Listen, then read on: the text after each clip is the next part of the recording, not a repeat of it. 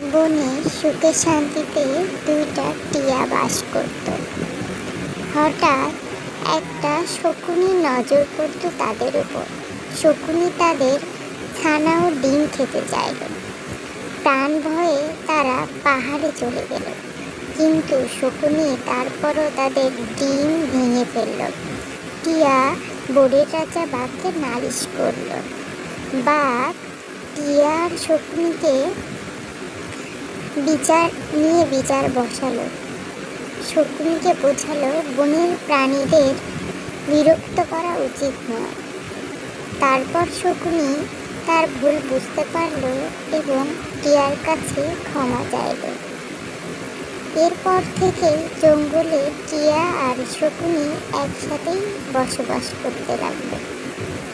এখন টিয়ার অনেক সুখে আছে এবং টিয়ার 4টা ছানা হয়েছে।